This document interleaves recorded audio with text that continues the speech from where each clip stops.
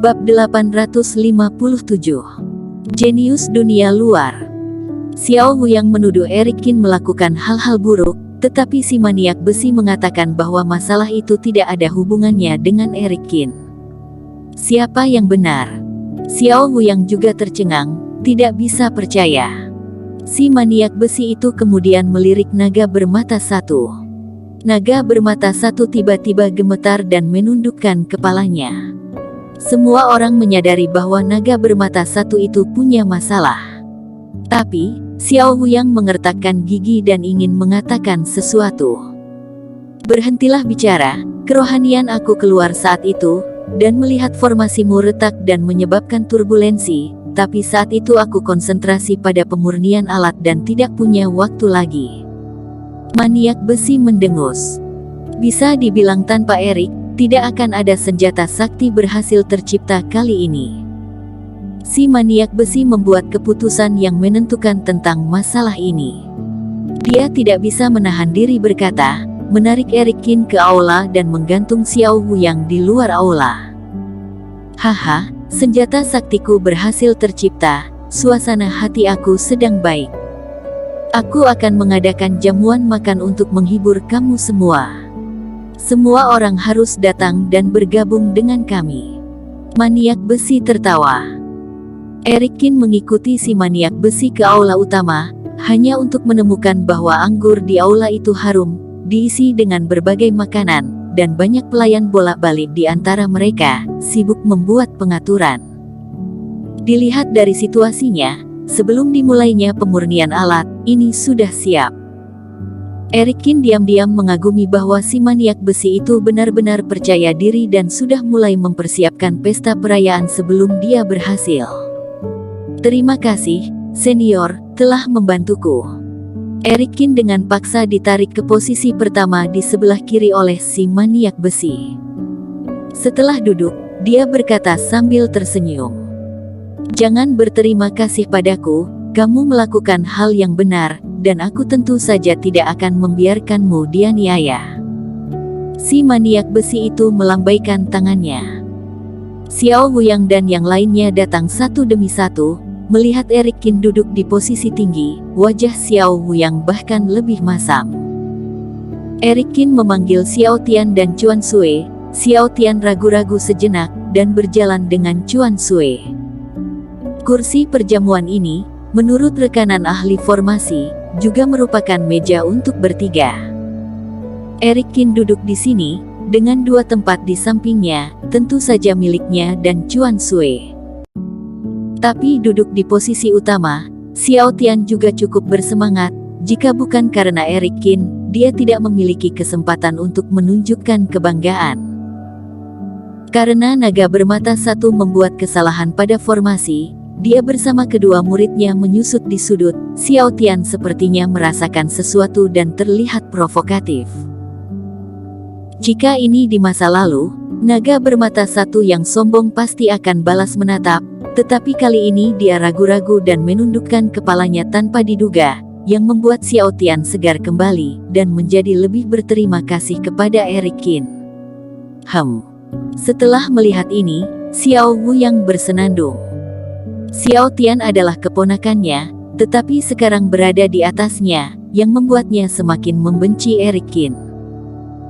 Perjamuan dibuka, dan banyak orang kuat Sekte Kouxian datang untuk memberi selamat kepadanya ketika mengetahui bahwa si maniak besi telah berhasil membentuk senjata sihir tingkat 8. Semua orang secara alami bersulang, dan suasananya sangat hidup. Di antara mereka yang datang memberi selamat juga ada sejumlah ahli formasi. Zhao tua, kalian terlalu tidak setia kawan. Maniak besi bersulang dengan pria tua berambut putih dan berkata, saat aku memurnikan alat hari ini, kemana kamu pergi dengan beberapa muridmu? Besi tua, kamu tiba-tiba memurnikan alat, dan aku tidak tahu, dan memang ada peristiwa besar di lingkaran formasi baru-baru ini yang membuat aku harus pergi. Zhao Lao tersenyum pahit. Oh, aku tidak tahu ada masalah baru seperti apa. Mendengar perkataan Tuan Zhao, beberapa ahli formasi tiba-tiba datang dan berkumpul. Monster gelombang di luar sekte Wendao kemarin lusa. Zhao Tua memandangi semua orang. Tentu saja aku tahu paviliun pemetik bintang sekte Wendao dihancurkan oleh monster. Seseorang tertawa. Tapi kalian pasti tidak tahu kalau monster gelombang itu terbagi menjadi dua kelompok. Gelombang kedua yang menghantam paviliun pemetik bintang. Gelombang pertama monster ternyata dihalangi oleh orang-orang dan menggunakan metode formasi. Kata-kata Zhao Tua segera membuat semua orang terlihat terkejut dan tidak bisa percaya. Eric Qin juga terkejut sejenak, tetapi dia tidak menyangka bahwa masalah akan datang kepadanya. Formasi melawan gelombang monster. Zhao Tua, takutnya kamu berbohong sama aku. Formasi apa yang sekuat ini? Ahli formasi tersenyum. Formasinya tumpang tindih. Aku pergi melihatnya hari ini. Meski sebagian besar formasi rusak, masih terlihat bekas-bekas formasi.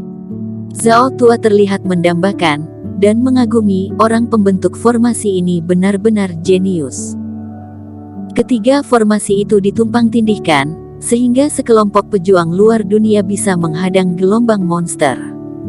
Semua orang kagum dan berdiskusi. Kalau suatu saat aku bisa bertemu master ini, aku pasti akan minta nasihat. Seru ahli formasi. Aku mendengar bahwa orang itu datang untuk menghadiri acara pejuang kebanggaan.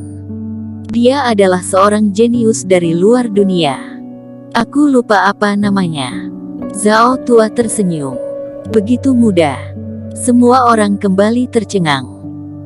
Ketiga formasi saling tumpang tindih, setidaknya ahli formasi level ke-7, dan orang ini berada pada usia untuk bisa berpartisipasi dalam acara pejuang kebanggaan. Ini jelas merupakan jenius langka. Xiao Wuyang sedang minum anggur masam di sampingnya, dan tidak berpartisipasi dalam diskusi dengan beberapa orang, tetapi ketika dia mendengar jenius di luar dunia, dia tidak bisa menahan perasaan api di dalam hatinya. Berbicara tentang jenius muda, aku juga bertemu satu hari ini. Setelah mendengarnya, maniak besi tersenyum. Dia menunjuk ke Eric Qin dan berkata, jika bukan karena teman kecil ini hari ini, senjata sakti peringkat ke-8 mungkin tidak akan bisa diselesaikan dengan sukses. Kemudian si maniak besi menceritakan apa yang terjadi saat pemurnian alat. Semua orang juga menghela nafas dengan emosi dan datang untuk berbasa-basi dan menyapa Eric Qin. Wajah Xiao Wuyang menjadi semakin merah, meskipun tujuan si maniak besi adalah untuk memuji Eric Qin, tapi itu jatuh di telinganya seolah-olah dia sedang mengejek dirinya sendiri, yang membuatnya sangat membenci Eric Qin. Itu hanya orang luar, sombong. Xiao Wuyang mendengus. Dia berdiri tiba-tiba, tersenyum dan berjalan ke sisi semua orang. Semuanya, perjamuan ini membosankan hanya untuk makan dan minum. Menurutku banyak ahli formasi, kenapa tidak dicarikan orang untuk bertarung untuk menambah kegembiraan? Tuan Muda Qin, semua mengatakan bahwa formasi kamu luar biasa. Mengapa kamu tidak bertarung dengan aku? Xiao Wuyang memandang Eric Qin sambil tersenyum. Begitu dia mengatakan ini, aula tiba-tiba menjadi sunyi. Banyak ahli formasi yang sedikit terkejut. Xiao Wuyang ingin melawan Eric Qin.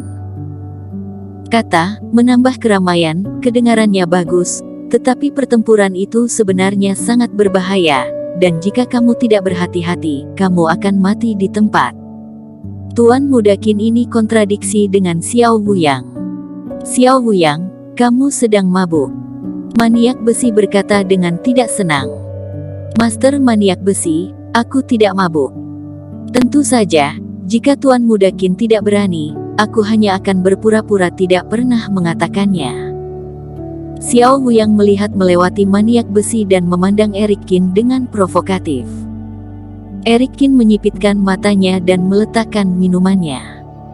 Tuan Muda Qin, aku dengar kamu punya pendapat yang bagus sebelumnya, tapi ternyata kamu hanya berbicara tentang mengatur tentara di atas kertas. Melihat diamnya Eric Qin, Xiao Huyang mencibir dan berkata, benar-benar mengecewakan aku. Aku pikir kamu adalah bakat muda dari luar dunia, tidak disangka adalah pengecut dari luar dunia, ataukah semua orang dari luar dunia adalah pengecut? Semua orang mengerutkan kening, kata-kata Xiao Huyang sedikit kejam, dan bahkan satu kalimat mengutuk semua orang luar. Namun, ada juga ahli formasi yang mendukung Xiao Huyang dan memandang Eric Qin dengan sentuhan provokasi. Eric Qin, jangan impulsif. Xiao Huyang ini adalah ahli formasi kelas 6, dan paling baik dalam formasi pembunuh. Chuan Sui dengan cepat meraih Eric Qin dengan khawatir. Paman ketiga, berapa umur Eric Qin dan berapa umurmu, apa gunanya bully junior? Xiao Tian berdiri dan tidak bisa menahan untuk berkata. Bersambung. Terima kasih telah menonton video ini sampai akhir. Jangan lupa subscribe dan nantikan kisah episode selanjutnya hanya di Novel Story. Salam.